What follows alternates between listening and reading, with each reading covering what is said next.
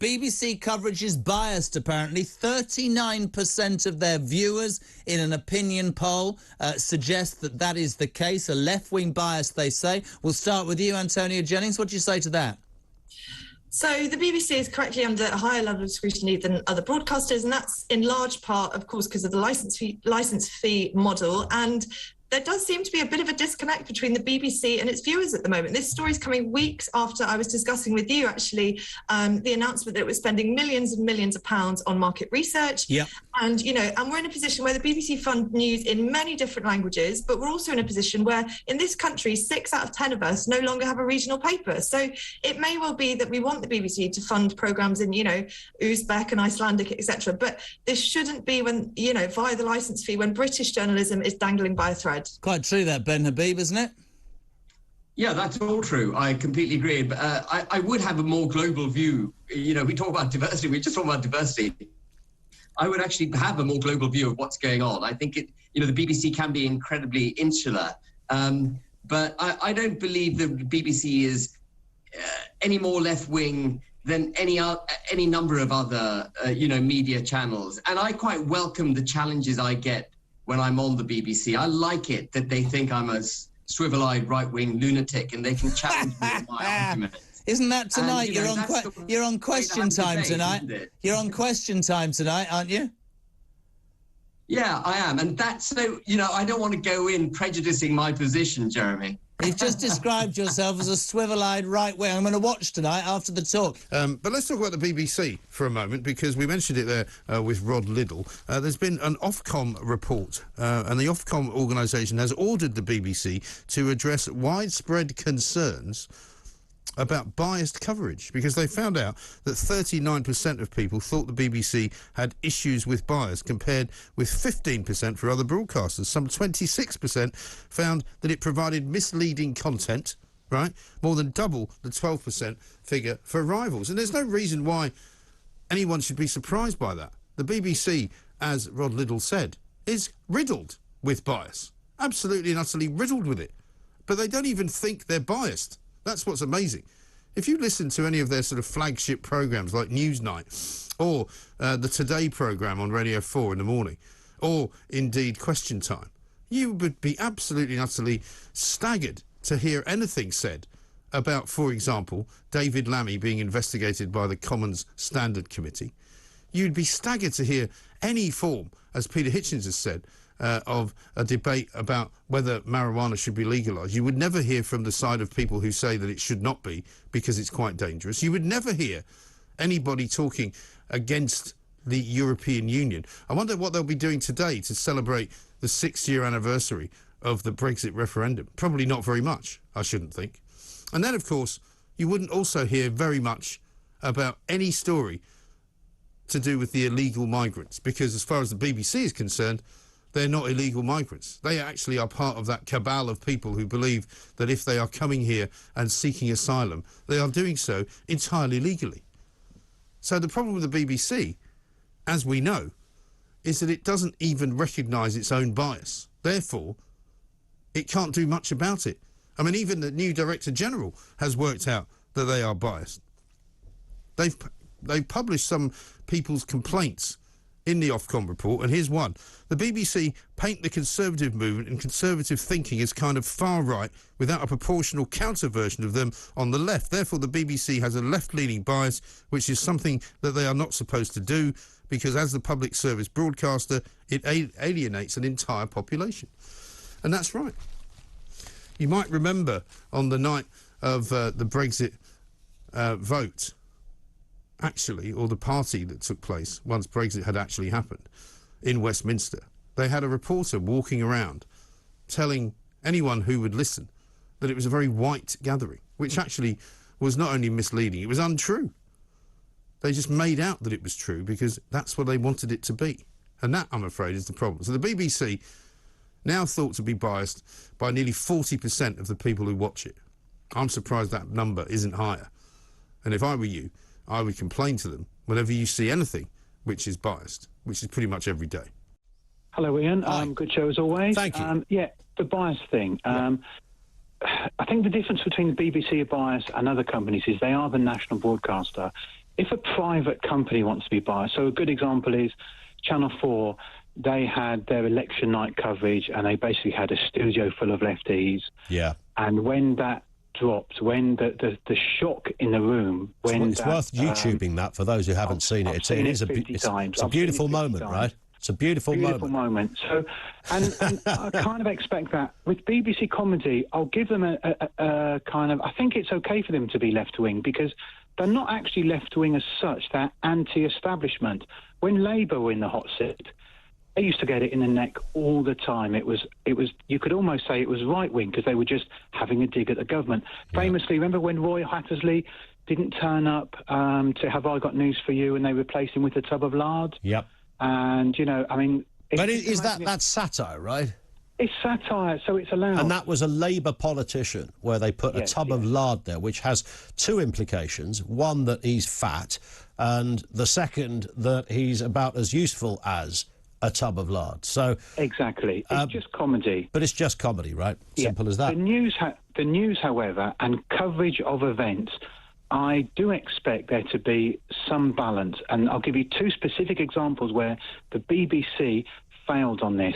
Firstly, someone's mentioned Brexit already. There was a report commissioned, and it was commissioned by, I can't remember who commissioned it, but it was set, when specifically talking about our membership of the EU on their flagship news programmes, and they were that News at 10 on the telly and Radio 4 Today. Remain views outnumbered Leave views by 7-1. And that's specifically when they have a guest on to talk about should we remain or should we leave. But having said that, Alistair Campbell thinks it was completely the other way around, and it was the Brexit Broadcasting Corps. However, the facts are, and there's plenty of coverage of this report. Even on the Guardian website, I looked up before I made the call. Yes, 7-1 they outnumbered it, and the kind of slants on stories where the first time I really noticed, hang on a minute, I'm not getting balance here from the BBC, it was many years ago. It was when the killers of Jamie Bulger were up for release, Thompson and Venables. Yeah. The radio then had, I was working on a building site, I was first one in, so I choose what radio station's on. So no music, it was talk, it was speech radio all day. And it was actually, I was on the BBC, and they had 3 people, and everyone on the building site was basically saying they should, lock them up, throw away the key and all the rest of it. However, they had people on just not giving that view. The only view they were giving was, yes, you've got to release them, it's their human rights and blah-de-blah-de-blah. And I thought, hang on a minute, where's the view of everyone on this building site here? Yeah, good Where's call. the view of, which kind of, the feeling in the country was, don't let them out. Yep. Whether they let them out or not is irrelevant, but I just wanted to hear... You wanted to hear that view. Opposing view. According to the Director General, it has been biased. Well, exactly. So I don't think there's any doubt about it. And statistically, it's been proven in so many investigations into the BBC. But, I heard a BBC programme yesterday because it's about the only thing I can get on my radio up here in the afternoon. It was the media show on Radio 4, and there was a complacent, arrogant bloke, Ross Atkins. Oh, yeah, he's awful, isn't he? He's absolutely dreadful. Another public school boy who came up with a series of facile objections to anything anyone said about the BBC, which was remotely critical, as if the BBC were not to be criticised. And he insisted that the BBC... that there was a perception of bias in the BBC. It's not a perception of bias, you jackass. There is bias. Where do you see media bias? I gave you that figure at the beginning. 39% of TV viewers believe the BBC is biased. Ofcom did the report, so it's not an insignificant report. Over 2,500 people or thereabouts took part in this survey. So Ofcom realised as a result of what they saw, the broadcast of the BBC was more than twice as likely as rivals to receive complaints about bias, and audience members who complained were often unsatisfied with how their complaints were dealt with. The media regulator's survey found that 39% thought bias in the BBC coverage was a problem. That figure was 15% for ITV, Channel 4 and Channel 5. Now, of course, there is a huge difference between a news outlet being biased and some people having a perception that they are biased. It's a question we've raised on this programme many times before, and I make no apology for revisiting this story because I genuinely believe this is so darn important to how we live and exist as a country, how we get our news, who brings us our news.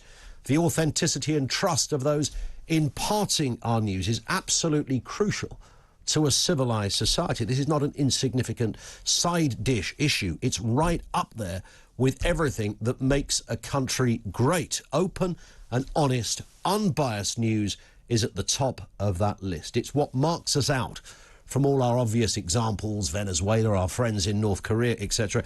It's symbolic of living in a democracy. It's absolutely paramount that a country has an open and free press who can report unhindered by government, political persuasion or agenda. In a nutshell, where do you see media bias when it comes to television news? Newspapers are very different. They have different rules and regulations surrounding them. They can take a side, they can propagate a certain view or opinion, and they can keep that running as long as they like. Television news, and this I think is what has been different in the last few years.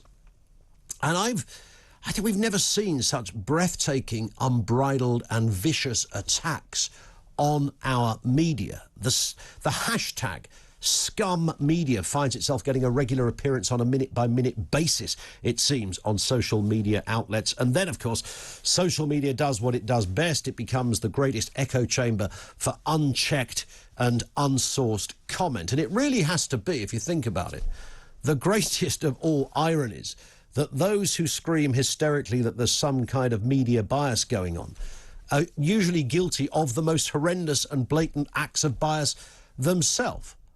You know how it works. Some bloke proffers an opinion, a few people add to it, it gets shared, it gets retweeted, somebody adds another link to it, a few more comments, a couple of Herberts with a blue tick pile in too, and before you know it, an utterly invented lie has been spread around the Twitter sphere to 1 million people. And then those same million people look back at that and use it as confirmation that there's something fishy going on. They are literally using their own opinion as evidence for their own opinion. That's what we're essentially dealing with when it comes to the echo chamber. And then the next time anyone in the echo chamber turns on the television, that's all they can see. That's all they can see. They've been so ingratiated into a world of lies and mischief, they now believe that that is the reality. So they've done the business online, then they turn on the they've spoken to dozens and dozens of people with the same view who've all told them that the wicked news people on the television have got an agenda, etc. So then when they flick on and see Laura Kuenssberg on the TV, all they can see is a person concocting an anti-Boris narrative. Unless, and this is what makes it really interesting, unless you sit on the left, then all you can see is Laura Kuenssberg concocting a pro-Boris narrative. I think that those that scream about this should be surely aware of the last point and have a quiet word with themselves. The media is anti-Boris, the media is pro-Boris, the media is pro-Brexit, the media is anti-Brexit. The miserable list goes on.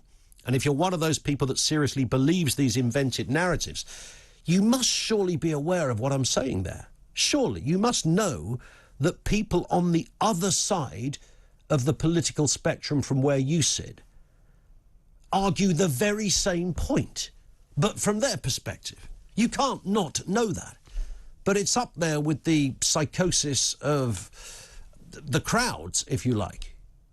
It doesn't matter how much evidence you throw at either side, they will say, no, this is what's happening.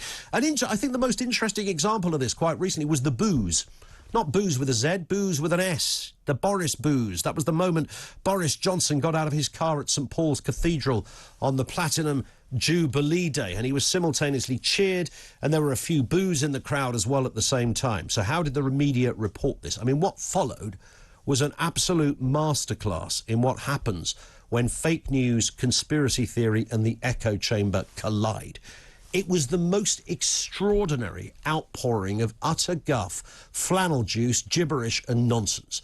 I never saw anything quite so insane in all my days when I was reading back. So here's how it went, OK? Curiously, the biggest complaint the BBC... So Boris Johnson gets out the car, and there's some boos in the crowd, and whether you've got Kay Burley on Sky or whoever's doing it on the BBC, both commentators acknowledge, there's some boos for Boris Johnson, quite a lot of boos for Boris, etc., but some cheers for Boris as well. Now, the biggest complaint the BBC got was that in later bulletins, the boos were removed. The BBC stood accused of removing the boos. What happened to the boos? The boos were there. I watched it this morning. Boris turns up with Carrie, get out the car, boo. I saw it with my own eyes. I turned on the 6 o'clock news, there's George Alagaya giving me all the detail. Where's the boos gone? They've taken out the boos. The BBC have removed the boos. The bozos at the BBC have removed the boos. That's what they've done, deliberately. And decided, clearly, well, they don't want to upset the Prime Minister. This is clearly a pro-Tory BBC. Meanwhile, over there at Sky, I kid you not, the accusation on social media was that Sky News added the boos. They actually added the boos where there were no boos. They went out there into the edit suite and said to a couple of characters who worked there, do us a favour, we've really got to make this Boris guy look very unpopular. Can you add some boos, please? I mean, you don't even have to have worked in newsroom to know how utterly insane that accusation is. Quite aside from the fact that if Sky News or anyone else did that, I reckon, and we were talking about this in the newsroom, I reckon that would be probably about a £50,000 fine for the broadcaster that re-edited a package to contain boos where there were no boos, or to amplify boos where there were no boos. 50 grand fine and probably half a dozen sackings in the process. In fact, so secret was this stitch-up against Boris that Bill in Maidenhead online spotted it with half a second. I see what they've done there. They've added the boos. They've added the boos. That's what they've done. They've added the boos. There were no boos. They've amplified the boos at Sky. Really? So it's that secret that it's that easy to spot. If you had amplified the boos or done any of that kind of stuff, you wouldn't need much software or knowledge of sound editing to be able to put that through a little bit of a rigorous process and establish where the edit was and how they'd done it and do a compare and contrast thing. Absolute nonsense. Absolute nonsense. Never happened. But that didn't stop a million people suggesting it had.